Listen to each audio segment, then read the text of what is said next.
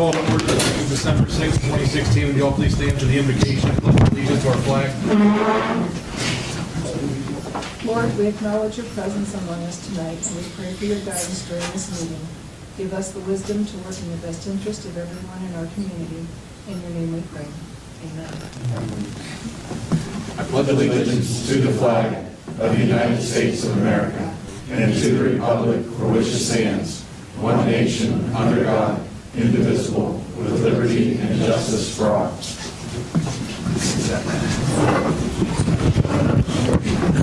Have roll call.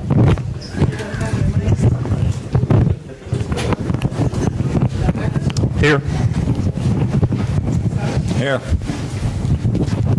Here. Here. Here. Here. Wakeman? Here. Willard? Here. Blaisdell? You'll receive the meeting minutes for November 15th. Are there any questions, comments on those? If not, they'll stand as presented. You received the Columbiana Park Recreation and Cemetery Board meeting minutes of November 28th. Any comments on those? If not, we will, Chrissy Smith here. I think she'll be coming in Okay. a little bit later. Is there anyone here this evening that would like to address council? Come on up. State your name and address for the record, please.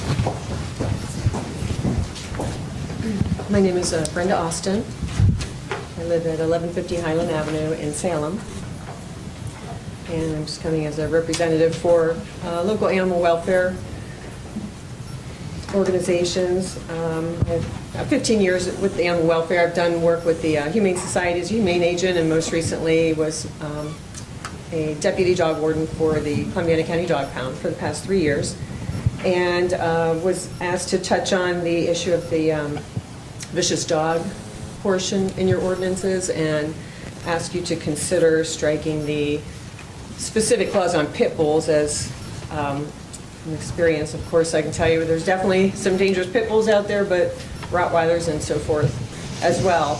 And the Ohio Revised Code was changed, I think about 3 years ago, or 2012, to eliminate that. And I brought a copy of 955.11 and 955.22, if that helps, with some areas highlighted that might give you some other options to hold people accountable. As that's kind of what it comes down to, is owners who aren't taking responsibility for supervising their dog. And it does give you some options for dangerous dog, as well as vicious dog and nuisance dog. So nuisance dogs are more the ones that might charge you and scare you, but they haven't bit anybody. So normally, we weren't able to do anything unless a dog had actually bitten somebody before. But with the nuisance dog, if they're off their property, you can get them with running at large, and there's actually paperwork that we do. We can, in the dog warden's office, which you guys could probably do as well, we have paperwork that we would write up on somebody, telling them what they have to do now, as we're labeling their dog as a nuisance dog. Or normally we did the dangerous dog. If a dog had bitten somebody, they had to go to the hospital. We'd look at all the evidence, and then we could deem the dog as a dangerous dog in order to safe keep the public, hopefully, from another bite. And that would require the person to get their dog neutered or spayed, microchipped. They had to pay a $50 dangerous dog registration, which they have to do then every year through the auditor's office. They have to bring all the paperwork to us. They would have to buy the insurance only if ordered by the court. Which sometimes we could take that to the prosecutor's office if we felt that was necessary, depending on the situation. But anyway, there are some very good provisions in there, and we do deal with a lot of pit bulls down there. There's a lot of really nice ones, and it's kind of unfair maybe to deem every pit bull as a dangerous dog when the majority are truly not. And as I said, we've had some pretty scary Rottweilers, but I wouldn't want them deemed necessarily dangerous because 90% of them are awesome. So that is really basically what I wanted to touch on and ask you to consider, and I can leave a copy of this paperwork at the end. And then I don't know if you had received Jason Cook had sent something on a tethering ordinance as well, and I only got that late last night, so I don't have a lot of experience on that. Looking over that, I can just say that from experience as humane agent and deputy dog warden, that the majority of the neglect that we do see is from the dogs that are tethered 24/7. They get kind of forgotten out there, whether it's cold weather, extreme weather, basically, heat, cold, etc.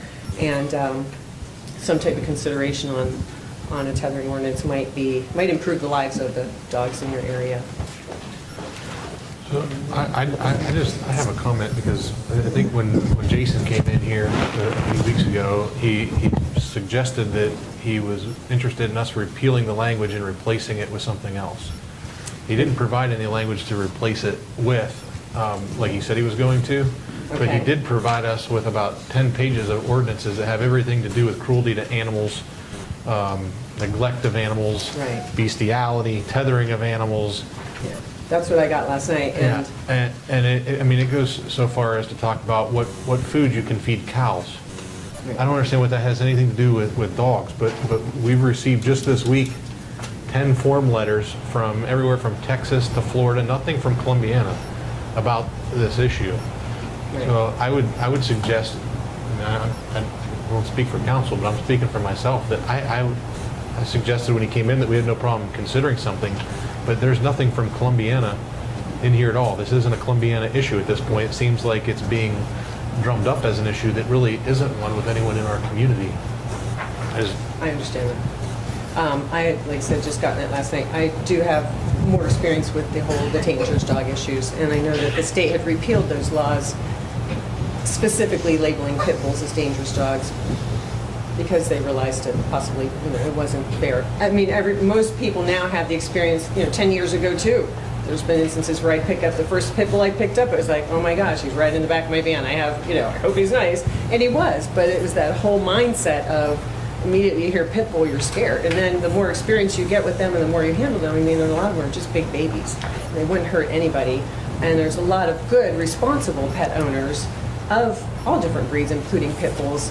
And I'm not sure that it's fair to, it comes down to the owner. So you punish good owners with good dogs in hopes of catching the bad owners. The bad owners don't buy the insurance anyway. They don't register their dogs. They don't have rabies vaccinations. They just don't do it. So if you just address the issues as they rise and you have good, strong language in your ordinances where you can hold them accountable, or the police can hold them accountable, because really your local law enforcement could use this paperwork as well and forward it to the dog warden's office, and we could, because I do think the law says the dog warden's office has to issue the dangerous dog paperwork, but if they have the evidence, like a running at large citation or what have you, and they ask us and say, here's our report, here's what this dog did, could you go issue that? And like I said, I'm right now on a laid off while we do the no licensing right now, so I don't want to say I could do it because I'm not there for the next few months. But the dog warden's office, there's no reason why they couldn't. And I can even leave you a copy of what we actually issue to them, because I had revised it last year to get it up to speed, and it makes them sign paperwork. And if they don't do it, we can take them back to court. And we did have to take somebody to court this year because she didn't do anything. She didn't neuter the dog. She didn't get the insurance. She ended up relinquishing the dog to us. But some of them do. I mean, there's nothing that says they have to euthanize a dog, but they have to be responsible with it. And if they take it off its property, it has to have a muzzle. Those basket muzzles, there's responsible dog people, that have dogs that they know are not always going to be safe around people. When they walk the dog, they put a basket muzzle on it. It doesn't hurt the dog. They get used to it. And then people are safe, or other people's pets are safe. Because a lot of times, we'll go after another dog. And that's when people get hurt, protecting their dog. Mm-hmm. And, the dog bite is not so simple. You just go to the hospital and get antibiotics. They do some permanent damage. And Sure. I've experienced that. So I'm very big on... And once that damage takes place, there's no going back. That's right. You'll never be 100%. So I'm probably the only one. In fact, the old dog warden used to send me out to issue those, and I fought hard to have that, because I said, I don't want that to be on my conscience. I used to wait for a second bite, because the prosecutor felt that, well, you never know, maybe, what if that second bite's a child or somebody's, I don't want that on my conscience. I don't want to wait on first bite. Right, but I do, exactly, and that's why the nuisance dog really helps too, because they don't have to actually bite. If they've acted aggressively off their property, I mean, they can act like an idiot on their own property, but if they come off that property, chasing somebody, snapping at someone. We deal with that now. Right. And they come into mayor's court with it. I mean, we do address those things. And that's good. But yes, if you, and of course you can retrieve this yourself, but if you wanted me to leave a copy of what we issued to them at the pound, I'm more than happy to. You want to leave a copy with Dan? Sure. Yeah, good idea. Hi. I would say, Dan, if you're able to maybe look at the stuff and see if there's anything you suggest that we would need to change in your opinion based upon the new laws in Ohio, I mean, that would be something we should consider. Well, If Ohio's laws are reflecting different standards than what we have, and theirs are, more progressive than what we have, that I don't see any reason why we shouldn't That's part of our necessarily. charter, right? I wonder if Ohio has laws that cover these issues, do we need to have laws in our ordinances as well? I mean, I'm sure the chief, would you write based on state ordinances if those exist? Or? Generally, on the things that we cite for dog complaints, we'll cite under city code. We often get cited in the mayor's court. The city code is pretty specific on the different things that are illegal. It parallels the Ohio statute to some degree. The breed-specific language is still in there. In the time that I've been here, we've never arrested anybody for breed-specific problems. We have them arrested for running at large, which would be different from a lot of the county ordinances. They deal with unincorporated areas and townships, and there are fewer restrictions there, whereas we have more restrictive laws because we have a charter and we have the ability to pass those laws. And I defer to the wisdom of council. If you wish it to be changed, then you can change it. We'll enforce whatever problem you have. Well, the important thing is that anything that we change, you need to be able to It needs enforce. to be enforceable. It needs to be Yeah. something we can actually measure in terms Right. of it's a violation or not. Is there anything in your opinion that we're missing that you get calls on or anything? The only issue that really is before you is whether or not to eliminate pit bulls as breed specific. And our code is rather comprehensive when it comes to dealing with vicious, dangerous animals, running at large with leash law. And whatever we don't have, the Ohio Revised Code does have. And our police department is perfectly capable of enforcing the Ohio Revised Code as well as our codified ordinances. And I've reviewed our ordinances and the proposals made by this gentleman who came to council a month or so ago. And in one way or another, almost everything that's in that 10-page letter is covered either by our code or by the Ohio Revised Code, with the exception of bestiality. But curiously, the Ohio legislature just passed, the Senate just passed a statute prohibiting that. So everything that was touched in that 10-page epistle is already addressed. And I will say that the tethering, full disclosure, I'm an animal lover myself. I would take all the dogs in, but the point is that tethering law is so restricted. It requires things that our police department could never possibly enforce. I mean, you're talking about hours of tethering. It says 2 hours on, 1 hour off, no more than 6 in a 24-hour period. It's extreme. We couldn't possibly enforce it. And of course, council can consider it, that's fine. But the enforcement issues are substantial. We'd almost have to have a separate dog police department to enforce those tethering laws. And I will say too, that the existing code, our code and the Ohio Revised Code, provides for prevention of that in other ways. Generally, cruelty to animals could very easily be construed to be a poor dog tethered on a chain 20%. That is cruelty to animals. So that can be enforced in other ways without going to this draconian tethering law that's being proposed. That's why I didn't really want to speak so much on that, only because I didn't really have a lot of time to review and consider that. My these things, I understand there are issues with the pit bull language still being in there because. Well, that's a legitimate issue, and what you say about the Ohio Mass Code is true. That's been taken out of the code, and that could be taken out of the code by these councilmen. Right, and I understand that, as your police chief said, nobody really enforced it anyway. And to be honest, at the county level, when it was in that language, it wasn't, who had time? Like, who had time to go and round up all the pit bulls and hit all these people with the insurance requirement? But we did address it on a case-by-case basis. And the real issue, and it's a legitimate issue, is the insurance requirement. And simply by taking breed-specific animals out of the equation, we still have an insurance requirement for a vicious dog. So regardless of breed, if the dog is deemed to be vicious, the insurance requirement can be enforced, and we would do so. So Yes. that purpose can be accomplished while at the same time maintaining the integrity of the insurance requirement, Yes. which is legitimate. Yes, I agree, because in the instances I've dealt with, a lot of times the dog, when it's bitten, I would push for that insurance requirement every time too, and the other coworkers would say, well, it's not required. I said, but the thing is, the people are usually low income, and then if their dog bites somebody, and that person is also low income, they've got, they're never going to get their medical bills covered. The insurance is to protect that person that's getting bitten, unfortunately. So, I'm all for all of that. That was the only. I don't think anyone up here wants dogs harmed. No. How many dogs do you walk? I'm down to 3 right now. Yeah, 5. That's all? I have 2 rescue dogs at home. I mean, that's not it, not the issue. Right, and people were big concerned when we said we were, giving them this paperwork on dangerous dogs. Oh my God, it doesn't mean it has to be euthanized. You just have to become a responsible pet owner and protect the public. I mean, if you know your dog is not trustworthy around people or other pets, then you have to take steps to protect it. And if they won't, then this gives us the tools to use to make that happen. So I appreciate what I you're appreciate doing, it. and it's good work. And I think we're trying to address it reasonably. Yes, to be honest, I don't recall really any serious issues when I would come through Columbiana. It was one of the nicer, it was one of the places I would treat myself. I can't even see the other. So, thank you. Excuse me, You I can quote that, Katie. I have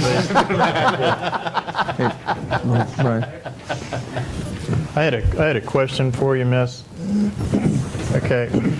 When you are working full-time, there's just the 2 of you? At the dog pound? Mm-hmm. No, there's the dog warden, 2 deputies. I was a part-time deputy, mainly in charge of a license enforcement. Okay, are you Columbiana County only? Well, we cover everywhere. I mean, we are considered Columbiana County, but as someone mentioned, unincorporated would address East Palestine, anywhere where they call us. East Liverpool call us all the time for assistance. But when I did license enforcement, I was in here on your streets. Well, that's what that was going to be my next question is how do you enforce your licensure or some of these other things that are in the Ohio Revised Code? Do you want me to come back up there or you can hear me?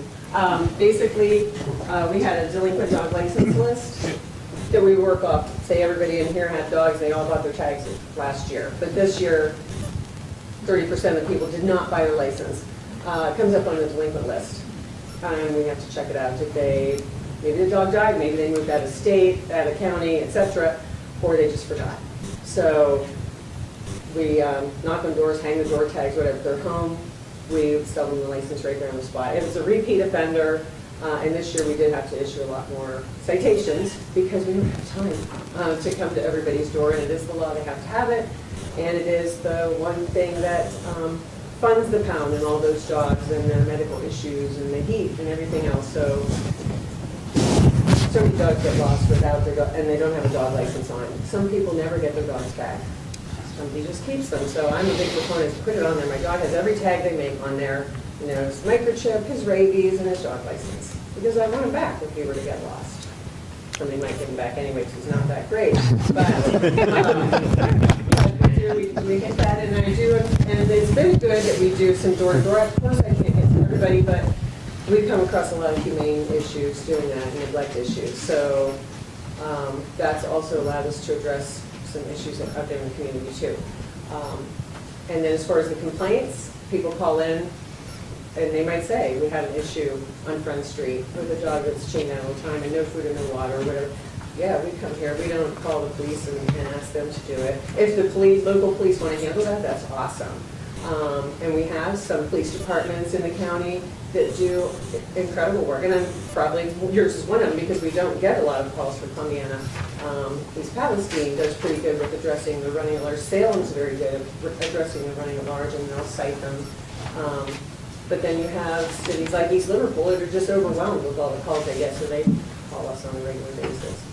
But yeah, we get calls, we have call slips. So basically like a dispatch center for your police department, one deputy, that's what their full-time job is to man the office and the calls and then send out the other deputies. So I think there's only one deputy on the road right now. And we wouldn't go out in the evenings or on off-duty hours except an emergency basis, meaning a hit by car, stray hit by car, nobody knows who owns it, it needs to be picked up.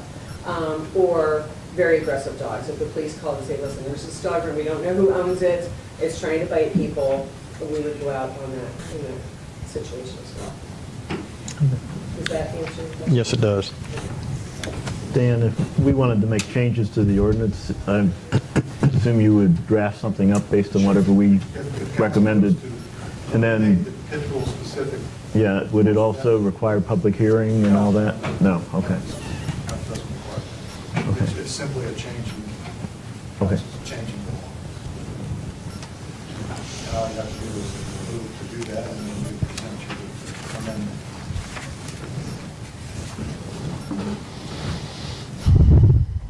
Comments?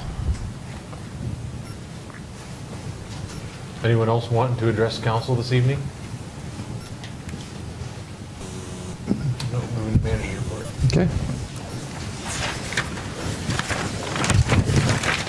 We talked about earlier this year, council was, we've talked to you about it several times. Mike and I recommending Invoice Cloud for the e-billing solutions. We've been talking about that, and we went over and visited Salem, and that's what they've used. We looked at another firm, but we're gonna move on with this one. Some highlights of the system include a customer portal, electronic payments, including ACH, credit cards, online payments, pay by text, and interactive voice response via the phone. And after, they'll also be able to review historical data on that site. And I know that the one concern we had over Salem's was their bills, since they don't have 3 utilities, they had a service fee for every $100, I think it was. But we looked at our historical data, and our average, we believe that a $300 max for that single fee will cover most residential cases. They're not flexible on that to let that limit go. Well, we moved them from 100 up to the $300. But The problem is the higher the limit you go, the more the fee is. Well, it sounds like it's about a percent and a half based on up to 300 being 395, right? sure. So, I mean, if it would come at 400, it would only be 50, 60 cents different. Yeah, so currently it would, so we could move it up to, to $400 If or not, if you're $500. at $301, you're going to pay $8 to pay your bill electronically. Correct. But currently we have 65 accounts that are being paid with credit card out of the roughly 3,200. And if we were to change that fee, we could, we could boost it up to 400, but the average is going to fall below that 300. The other option that they would have is the ACH option to do it, and that would just be a single fee even if your bill was $10,000. I'm just wondering, I would use myself as an example. Yeah. I think my average bill in the summer with all 3 is 300 plus. Yeah. In the winter, it drops down, but when you're air conditioning the. Sure. So, and I don't know what my neighbors do. I got 2 daughters and everything runs all day long. Right. Yeah. Thank you. But I'd like to be able to use a service like that, but the $8 rather than drive here, it wouldn't be cost prohibitive. But I'm wondering if the people that have those bills that would set up their credit card to auto hit wouldn't do it because of the cost, and they'll still come in here and do it. And No, this would, if they came in here and paid with the utility, it would be under the same software here as they would do it at home. So so currently, we're accepting credit cards, but we're basically absorbing the cost. This will convert our entire system, even point of sale, the POS out here. So if somebody were to come in and pay with a credit card, it'll be the same rules and regs as what I just stated. yeah, I mean, no offense by this comment, but I would think that some of the people with larger utility bills, Yeah. larger homes, may have better access to some of those credit cards that would make that payment. I mean, I don't know that. I'm just. I haven't seen any of the data. Well, I'm thinking out loud. Is there not an option for a sliding scale? I mean, I know like when I, an example of something that I do with these kind of a fees is if I register online for a race, if the race costs me $20, I'm going to pay a $3 fee. If the race costs me $100, I'm paying a $5 fee. Is there not an option that we can do a sliding we looked at a sliding. scale? We looked at a flat, just a flat percentage also. But this company has, multiple, lots of accounts, and this is kind of the best solution that they saw for us, knowing our historical data. Yeah. I mean, we could make it a flat percentage. I mean, basically, we all know that's what we're paying today, right? Sure. I mean, it's a percentage. So those credit card fees that you brought up at the beginning of the year and how much it's costing us, that's just a flat percentage. And I'd first like to say, I think it's awesome Yeah. that we're at this point. I just want to make sure that it's something, I think that if we put this on, you're going to have not only more people paying, I think you'll get paid quicker. People aren't going to wait until the 15th or when paid it. They can set it up to just auto hit their card and go. But like anything else, it's a bell-shaped curve, and that average is right here, and we think that we're being more conservative at having that $300. I mean, I remember a couple of years ago, like the all-electric homes, as they start heating in the winter. Yeah. We had people in here at $600, $700, $800 bills. Yeah. Then you're looking at $10, $12 a month, and Yeah. sometimes they need that credit card at that point to pay that bill, and then they're going to get hit with a larger fee. Yeah. Well, I the other think thing that I'm concerned about, Yeah. okay, correct me if I'm wrong here, we do have a lot of elderly in the community, and a lot of them are on fixed income, okay? So, they would, as they plan their day or their week or what have you, when they're going to come in town to do a lot of different things to come up and pay their bill here, Sure. you're still going to assess them? They pay by cash or check? No. Okay, well, that's what I want that clear, out there. Yeah, okay. Just concerned. They can still pay by cash or check or money order. But one of the other nice features that would be with this system, we get a lot of bank checks. People that use their bank to pay their bill, and the bank sends the check out. Normally, right now, it takes 5 to 10 days when that bank sends out that check until we get it and process it. Under this system, it'll be quicker. We'll get it. They said we would get it within 48 hours. So you're eliminating, practically 4 or 5 days. And point well taken, okay? But some business might still hold back to that very end, okay? I mean, that's just business, so just a point. But I think it's awesome that we're doing it. I just want to make sure that we can. I just don't want to make it so that somebody who's going to be paying that 301 or 400, I know that it's a very small percentage, but I don't want to see us saying, no, you can't use this credit card option because Oh, we're not. We're just saying you have to pay double. You have to pay it twice, though. I Or they mean, could pay by ACH. it would only be a one-time fee, because you could pay by ACH up to $125,000. Oh, Okay. so you could just, that would be a workaround it then?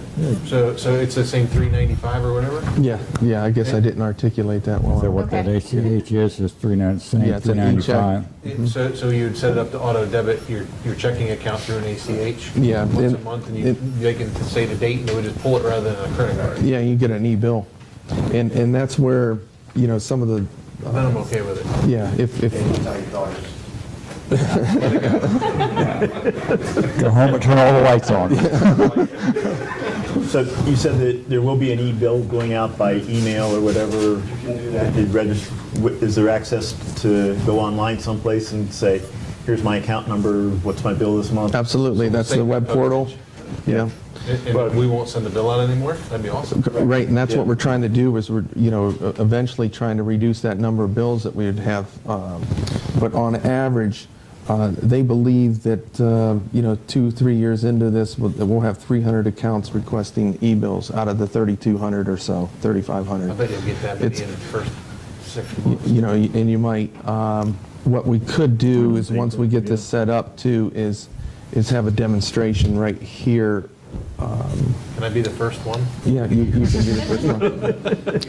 If you sign up for it, you can either sign up to get an email or even a text, like through your smartphone. Right. Whatever, so Okay. it'll be your actual bill. You could actually print it from home if you want, or, just pay it online.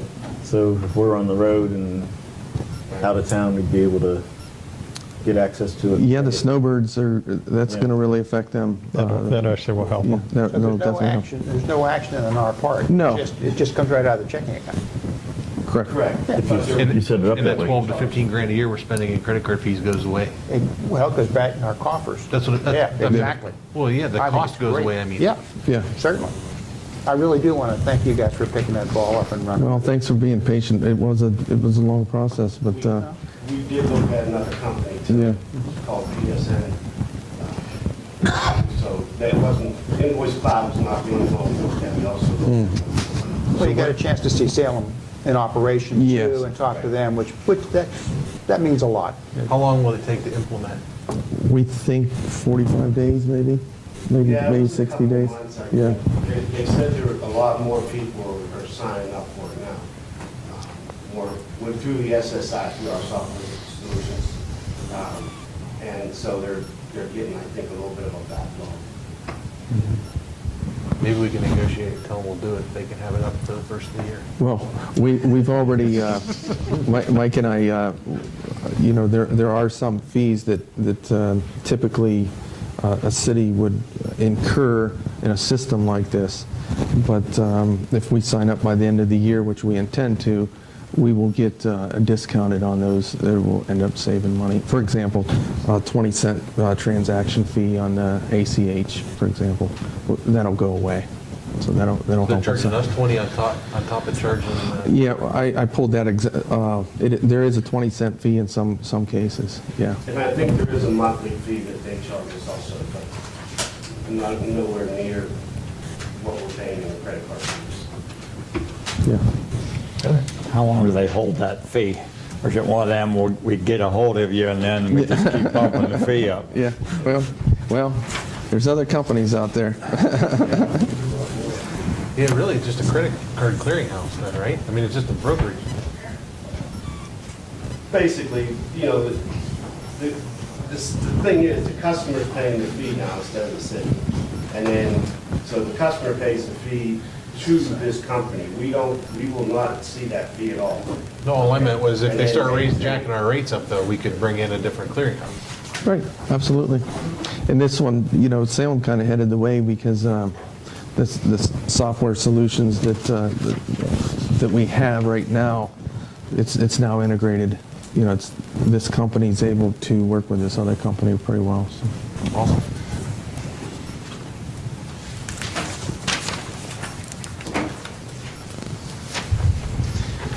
Okay, Jesse and I attended, he's from the street department, he's superintendent.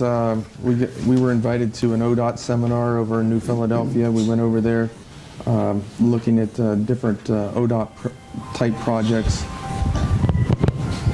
There were no phones there at the time.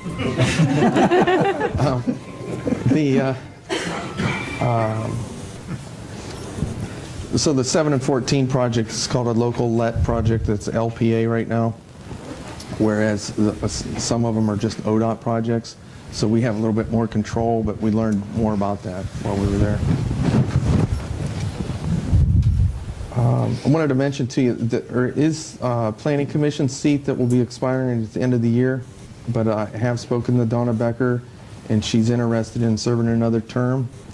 So kind of like what we did at the last meeting, we accepted letters in the past. It is council's decision.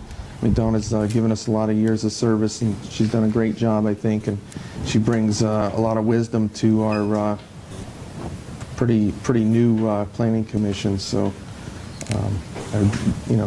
have you consider that. At the same time, we have 3 seats on the Board of Zoning Appeals that expired in November. They don't have as many meetings as Planning Commission does.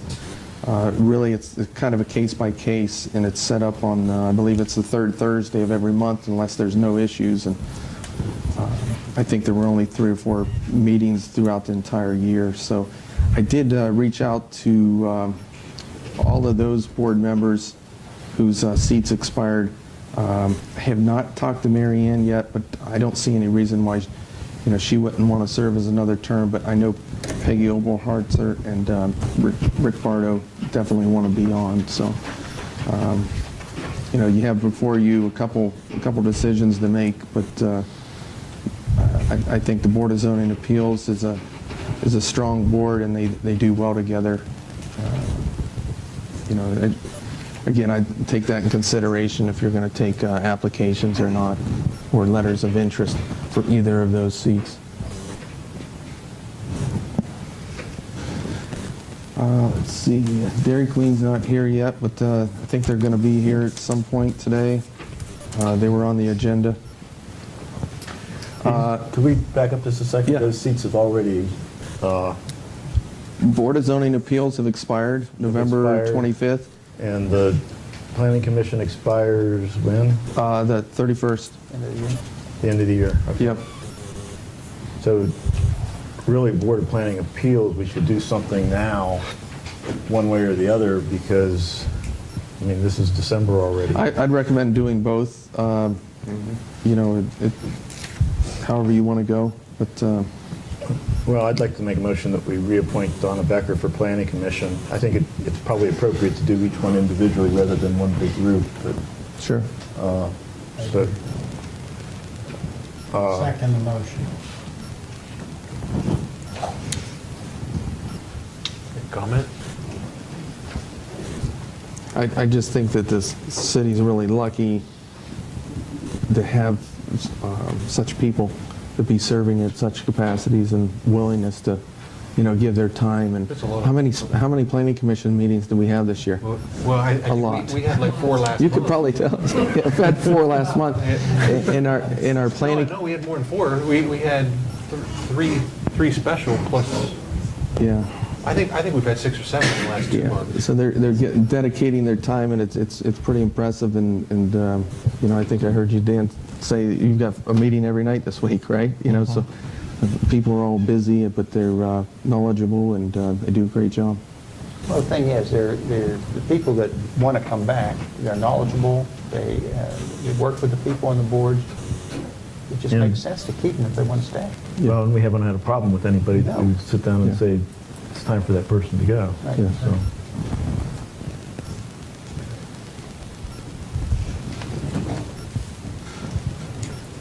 Any other comments? Deanne? Abstain? Souter? Yes. McBain? yes.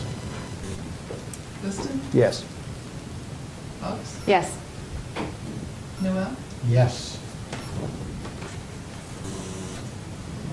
I'd like to make a motion then to reappoint Peggy Oberholzer to the Board of Planning Appeals, Zoning Appeals. A second. Second? comments? Deanne? Souter? Yes. McBain? Yes. Liston? Yes. Buggs? Yes. Noel? Yes. Becker? Yes.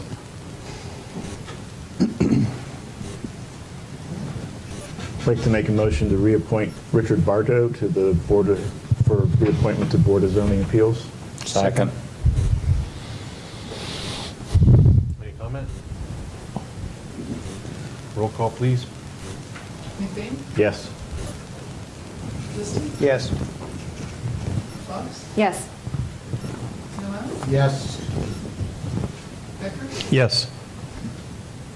Souter? Yes. And I'd like to make a motion to appoint Mary Ann Pollock to the Board of, reappoint to the Board of Zoning Appeals. Second. We haven't heard back from her, though. Yeah, we haven't So I heard think I'd anything. like to, You could reappoint. If she doesn't want it, you could just turn around and fill it. Yeah, I think Yeah, we they- should, I mean, if we reappoint her and she chooses not to do it, it's essentially Okay, so there's just We not do it a next problem. meeting. resignation. There's not a problem doing that. No, I don't, as far as Dan's, I don't see any reason. And then we would just go through and do what we normally do when someone resigns in the middle of a term. Okay.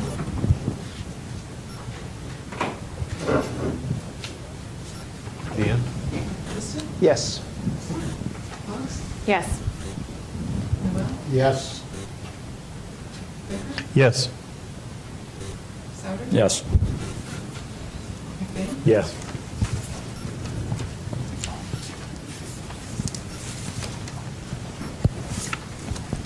Okay, street department, we investigated some storm water issues and cleaned some lines with the help of the wastewater staff. We've been doing pretty good on leaves, got a good handle on those. Looks like, there's still some bags out there, and we'll get out there and get those.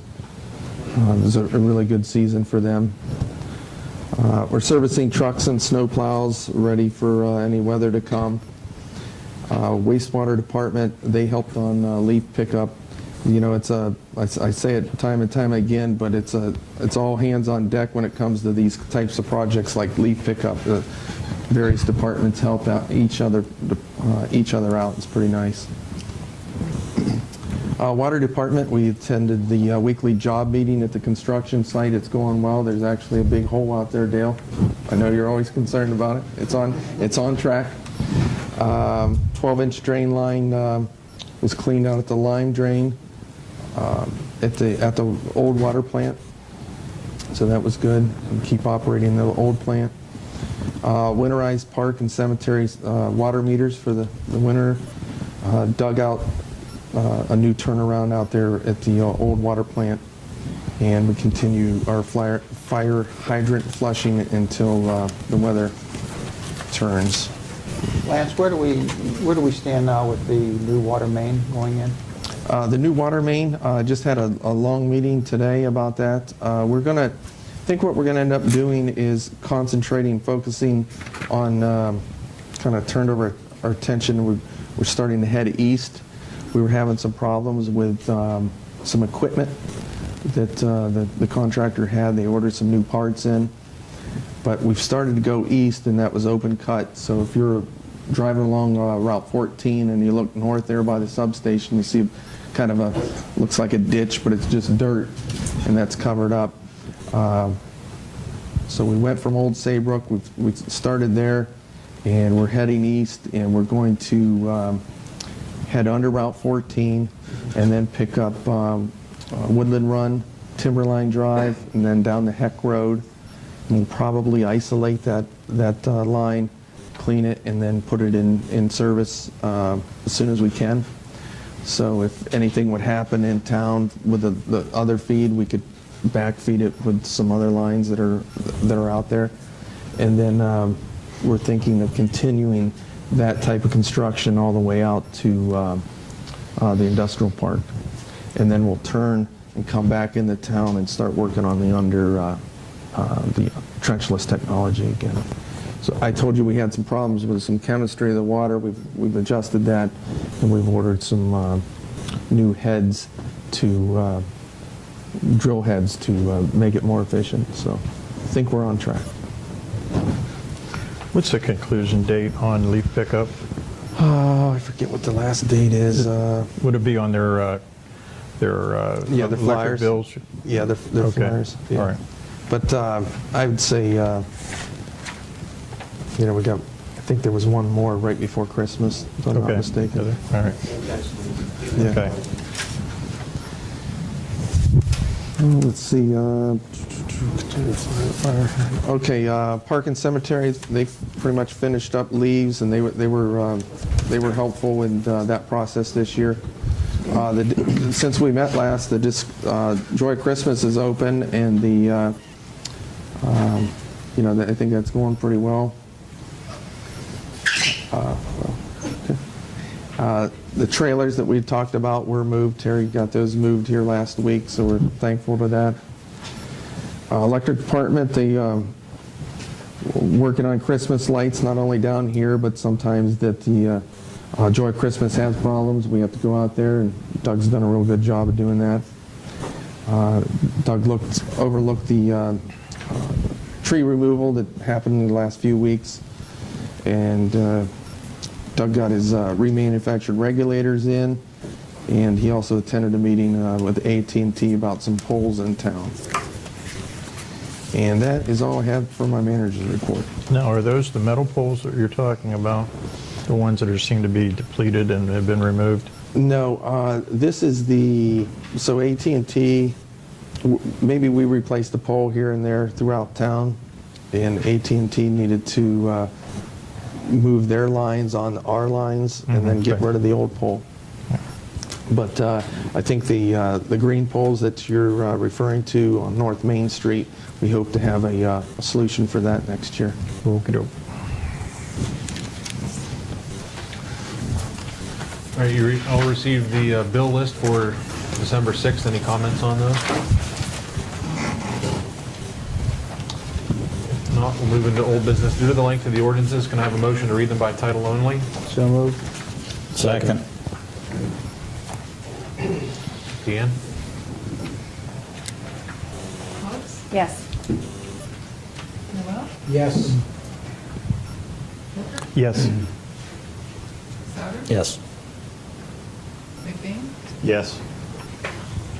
Liston? Yes.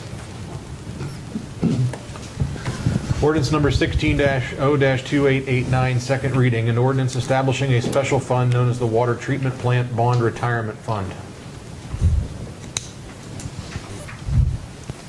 So moved. Second. Any comments? Roll call? Noel? Yes.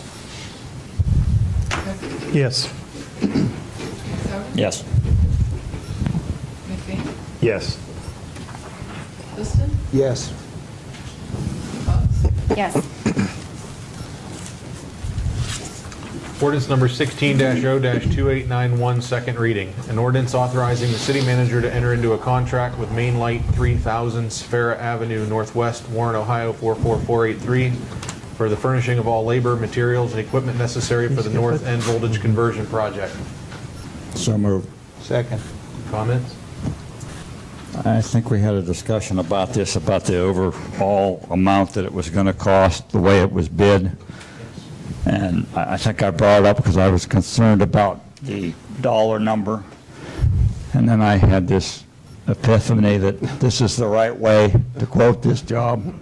It's fair for both us and the city. So that's just my thought. Yeah, and I did talk to Doug a little bit more about it. And by the way, we did skip a ordinance there. We got to move back one once we get done with that, but we'll move into that. They look the same minus the... Yeah, they do. One word, I'm just thinking. So this whole project, was I think it was in Doug's 5-year plan, but once you put something on the list, I guess it gets done. And so, we put it on the list here at the beginning of this year, and we're able to do it. This is actually a temporary fix of the 2006 project that we did out there at Duke and Dutchess. Hung some transformers out there, it's kind of a temporary solution, and I commend Doug for moving forward and trying to get that system to become more efficient. Brian, you had mentioned about our crews being able to do this work. What I didn't understand is how big this project was, even when I said that. So I talked to Doug, and we're going to be working right alongside these guys. So it's going to be all hands on deck for that department throughout the project. Doug will be on oversee the project, and he's going to be making sure that there'll be limited overtime. However, when you're dealing with the north end of town, there's going to be a lot of planned outages, and we'll be getting a hold of all those area businesses. When's the best date and all that? What's the best time? So we will have some planned outages that will be overtime, but Doug will be on it, and he'll be basically the manager, the foreseer of that. And then get back to the voltage, Dick, we talked about being more efficient. I got some numbers off of them. 500 kVA load right now would draw 208 amps. That same load after will draw 69 amps. So it'll be a lot better for the system. But we do have Jeff here to talk a little bit about basically, I had the same epiphany. It was a time and material job, but it's actually a time job. We already had the material. So Jeff, if you want to come up and answer any questions, or if you have any, or Jeff Pierce is our engineer on the from GPD. He's been our engineer since as long as I've. It's a long time. It's in the 90s, I think. So. Yeah, 90s. One of the questions that I had, whenever we did the last voltage conversion, I think it was on the north side, the changed. I can't even, I'm not an electrician, I can't remember the verbiage, but we changed one of the things over there to make them more efficient, and when we did, anytime these squirrels were hitting the lines, it started popping where before it wouldn't. Will this affect that at all? Nah, it shouldn't. I'll never forget the picture of the squirrel. The that was outages fried you're every talking about are that we had at the Well, that north was sub, the south or sub. south sub, I mean, and we had one feeder that was tripping off intermittent, and we did all kinds of testing and checking, and it was nothing to do with that new system. It was something out on the line, and those are just a needle in a haystack. So we did everything we could, and they seem to have gone away. We Yeah, had that's that when we issue. changed out the step-down transformers on the south end. Yeah, it was blowing stuff out all over. Yeah, and that's what we're trying to do here is eliminate the step-down transformers. The step-down transformers are put in because it's a quick way to get 4 kV load onto your newer 12-pipe system at the substation. But it's not a permanent fix. It's just a way to transfer that load so our substation at least is seeing it and we're getting the benefit of the new sub. But now we've got the step-downs out there, we'd like to just keep pushing that voltage around. So should reduce those things dropping, not the other way around. The last time it seemed like after we made that change, then it started Yeah, dropping more. it shouldn't make it go up any. That was an anomaly out there that drove us nuts, believe me. It was just as much of a hassle for me as it was for everybody else. Well, we used to get calls at the house like every day. Well, you didn't get the call that he got, okay? This guy right here, I'm telling you, I hate to get off in the weeds, but it was the night before his wedding, and Doug called him at 10 o'clock, and he worked all night and left here. Yeah, I got here at noon. Yeah. I got here at noon and I left here at 5 in the morning. And I was getting married at 6 o'clock that night. And she hasn't let me live it down since. Yeah, she's here she's shopping with Doug. Oh, boy. And a good city will try to get your way out. Yeah, that's right. This project is just really an extension of what has been going on in the city since the early 90s, the voltage conversion. Your load is just too big for a 4 kV system, and we're trying to eliminate that. I don't know that Columbiana will ever eliminate the 4 kV because we got enough. We in the process of building up the 12.5, we also have had to keep that 4 kV in good operation. So the center part of town will probably always be the old 4 kV system. I mean old as in the voltage, but we are rebuilding poles and stuff. But everything out around, we've created a loop on one side, and now we're working. This will help us push our loop on the west side of town. So everybody outside is going to be 12.5?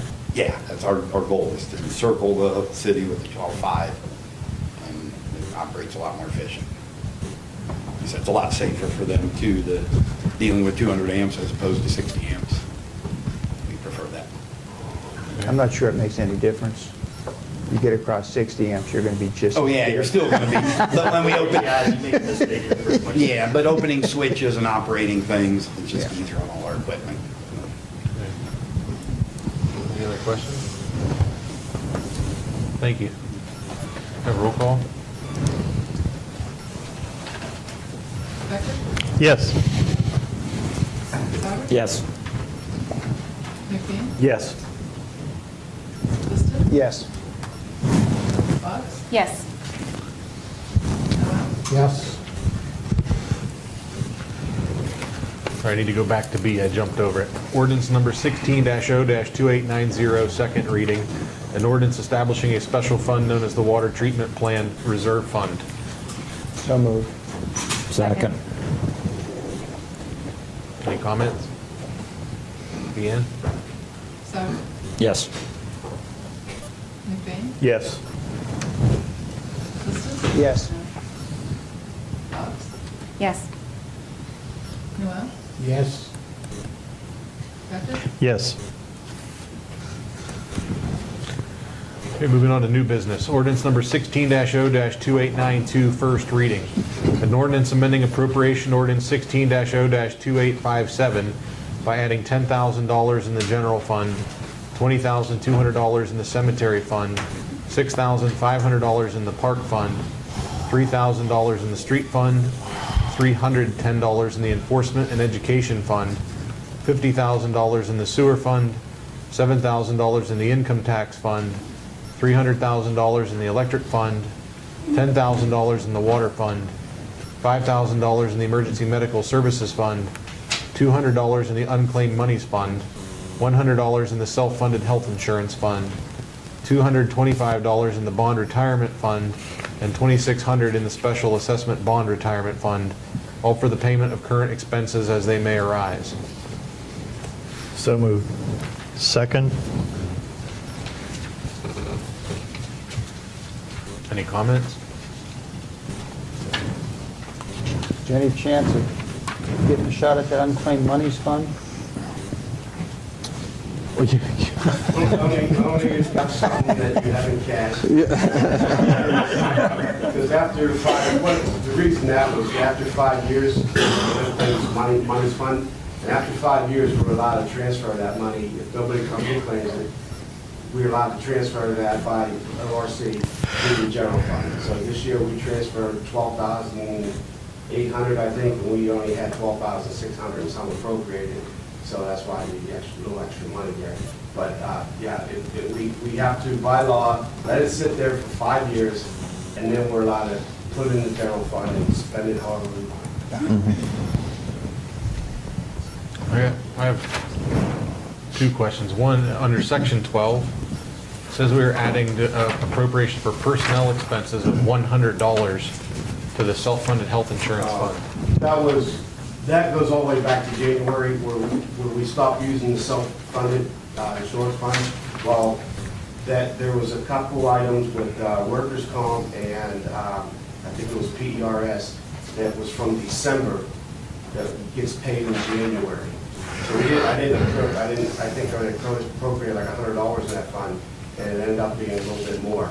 So basically, it was a carryover from 2015 on the PERS and the workers' comp. And so it was just a little extra more than I thought it was going to be. Okay. And then the other one under section 8, the $300,000 for the electric fund. Yep. It's not for personnel, it's for operating expenses. Is that a part of that for funding this project? No, it's totally for current, for our electric costs. Gotcha. We're sitting at we have about $338,000 of the appropriations left for the current expense, and our bills for the 11 months of this year, we averaged about we've been averaging about $590,000 a month. We had a couple of those summer months that we were in the $630,000, $640,000 range, like in July and August. So that third $300,000, we're about 200 and I'm estimating, we haven't got the bill yet for December, but probably estimated it'll probably come in around $565 or $70,000, so I just need a little bit extra there to pay the electric bill. You pay that online? Yeah. $3.95 for $300. Do the math. Yeah, that's one big electric bill. That's a $40,000 fee. Like it in cash, too. Any other comments? Roll call? McBain? Yes. Liston? Yes. Fox? Yes.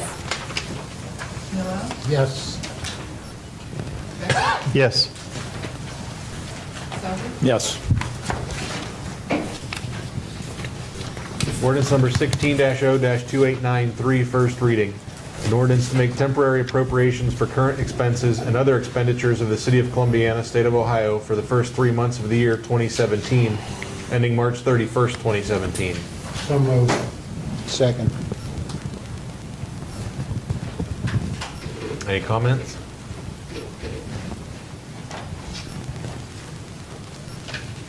Deanne?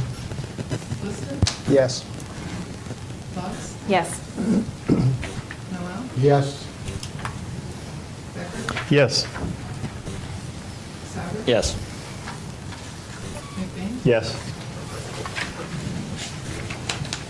Mr. Smith? Yes. You want to come up to the microphone?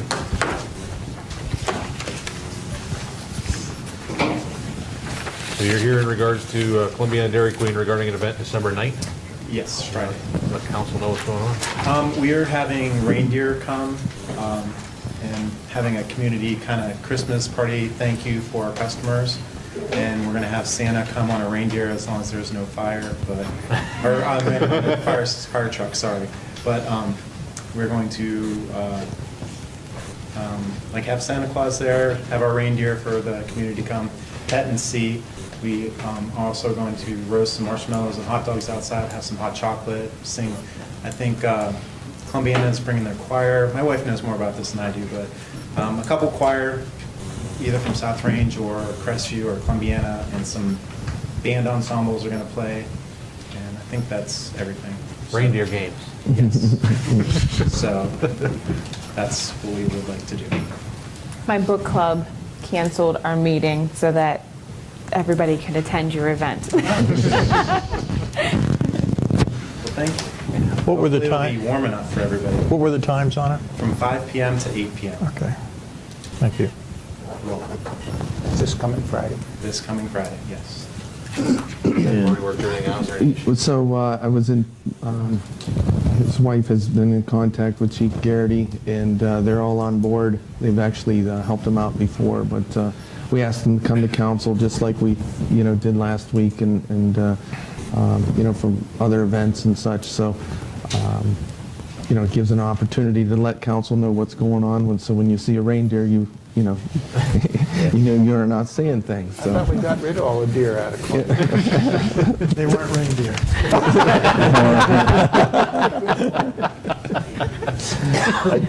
I'd like to make a motion that we approve the request. Second that motion. any comments? Deanne? Thank you very much. Fox? Yes. Noel? Yes. Becker? Yes. Souter? Yes. McBain? Yes. Liston? Ho, ho, ho, yes. I thought you were going to say no, no, no. I wouldn't dare do that. Before we move on to council comments and executive session, rather than leaving the dog ordinance thing hanging, I think it's appropriate for us to at least make a motion and vote it either up or down, or not get a second on it or whatever. But I'd like to make a motion that we direct our city attorney to prepare an ordinance that removes the breed-specific references from our city ordinances. I'll second that. And of course, we then will have an opportunity to vote on that ordinance when it comes up before us at We'll have some it to point you in the next time. meeting, Okay, if you vote to do it. yeah. Any comments? Deanne? Noel? Yes. Becker? Yes. Yes. McBain? Yes. Liston? Yes. Boggs? Yes.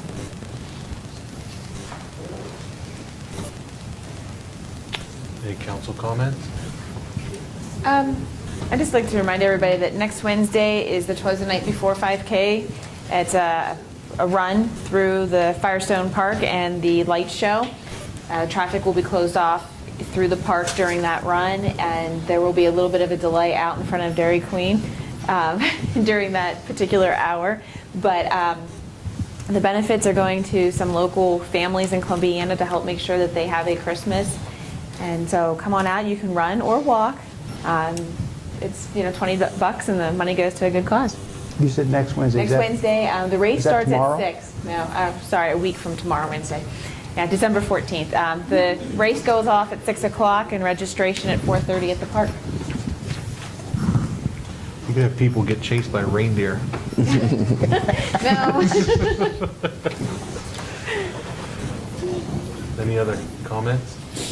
Lance made a comment about the cemetery and park doing leaves, and I happened to go up past the cemetery, and they had a mountain of leaves that engulfed the truck. It was huge. I couldn't believe the mountain of leaves they had. Yeah, we had some first timers this year say they couldn't believe it either. Believe it. Any other comments? If not, I need a motion to go into executive session regarding the discussion of collective bargaining matters, 121.22G4, the discussion of certain personnel matters, 121.22G1, and the discussion of pending litigation, 121.22G3. So moved. Second. Any comments? Roll call. Yes. Yes. Yes. Liston? Yes. Boggs? Yes. Noel? Yes. There'll be action after this meeting? There may be. Okay, there may be action afterwards.